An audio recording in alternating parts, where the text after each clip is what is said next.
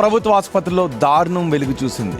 Hospital అధికారుల నిర్లక్ష్యం, private ఆసుపత్రులతో సిబ్బంది చేతులు కలపడం ఓ నిండు ప్రాణాన్ని బలి తీసుకుంది. రాయకల్ మండలానికి చెందిన 16 ఏళ్ల అభిలాష్ అనే బాలుడు గాయపడటంతో జగిత్యాల గవర్నమెంట్ హాస్పిటల్ కి తరలించారు. అక్కడ మేల్ నర్స్ గా పనిచేస్తున్న మధు అనే వ్యక్తి కరీంనగర్ లోని ఓ ప్రైవేట్ హాస్పిటల్ తో కుమ్మక్కై బాలుడిని అక్కడికి రిఫర్ చేశాడు.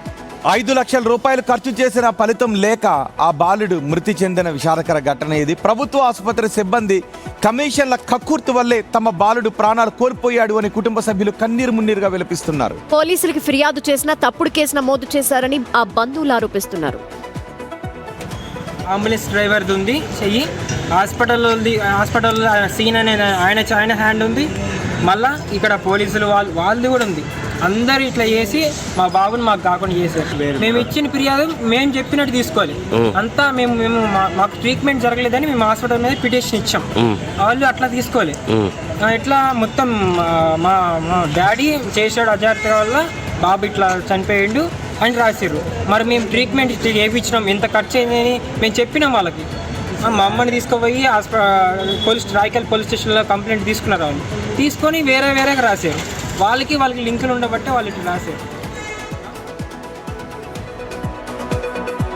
డీటెయిల్స్ శ్రీనివాస్ అడిగి తెలుసుకుందాం. శ్రీనివాస్, అసలు బాబు పరిస్థితి అంటే ఎందుకు తీసుకువెళ్లారు హాస్పిటల్కి, ఏమైంది, అక్కడ నుండి ప్రైవేట్ హాస్పిటల్కి ఎందుకు రిఫర్ చేయాల్సి వచ్చింది?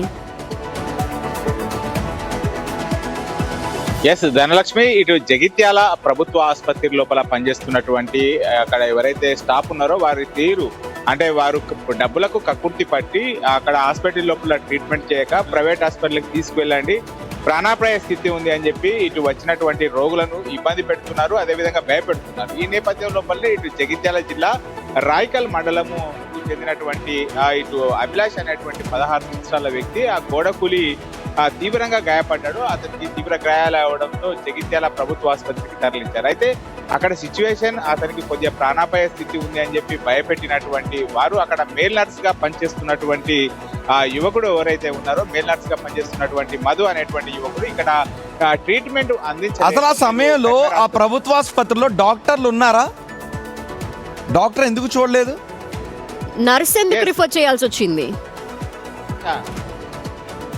అంటే మొదట వచ్చినప్పుడు ఖచ్చితంగా అక్కడికి డాక్టర్లు వాళ్ళ విధి నిర్వహణ లోపల బిజీ ఉంటారు. మొదట వారికి సంబంధించినటువంటి ట్రీట్మెంట్ అందించేటువంటి వారు ఎవరైతే ఉంటారో వాళ్ళు అక్కడ మేల్ నర్స్ గా పనిచేస్తున్నటువంటి మధు అనేటువంటి వ్యక్తి మొదట బాలుడికి ట్రీట్మెంట్ చేశాడు. అయితే అతనికి కరీంనగర్లోని ప్రైవేట్ హాస్పిటల్తో సంబంధం ఉన్నాయని చెప్పి చాలా రోజుల నుంచి కూడా ఆరోపణలు వస్తున్నాయి. వారికి అంటే అక్కడికి వచ్చేటువంటి వాళ్లను ఆ పేషెంట్లను బెదిరించడము, భయభ్రాంతులకు కానీ రిఫర్ చేయాల్సింది డాక్టర్. నిజానికి డాక్టర్ కి అసిస్టెంట్ గా ఉండాల్సిందే నర్స్ తప్ప నర్స్ ట్రీట్మెంట్ చేయకూడదు. అత్యవసరం అయితే ఫస్ట్ ఎయిడ్ చేయాలి.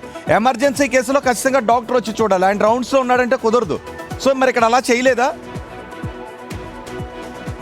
ఎస్, అలాంటి సిచ్యువేషన్ ఇక్కడ లేకుండానే కేవలం మా మధు అనేటువంటి ఆ మేల్ నర్స్ ఎవరైతే ఉన్నారో డాక్టర్ కు విషయం అంటే ఈ అబ్బాయికి ఏ ట్రీట్మెంట్ కొరకు వచ్చాడు అనేటువంటి విషయం చెప్పక ప్రాణాపాయ స్థితి ఉందని, అంటే వాస్తవానికి ఏదైనా ప్రమాదం జరిగినప్పుడు మనం కూడా భయభ్రాంతులకు గురవుతూ ఉంటాము. హాస్పిటల్కి వెళ్ళినప్పుడు సిచ్యువేషన్ బ్యాడ్ గా ఉంది అంటే ఇటు మరణించేటువంటి అవకాశం ఉందంటే మనం కూడా హరిబరి లోపల వేరే హాస్పిటల్ తీసుకురా. అలాంటి సంఘటన ఇక్కడ అతని యొక్క వ్యవహార శైలి, అతను ప్రవర్తించినటువంటి తీరు కూడా అనుమానాస్పదంగా ఉంది. అయితే ఇప్పుడు పోలీసులు నమోదు చేసిన కేసు ఏంటి?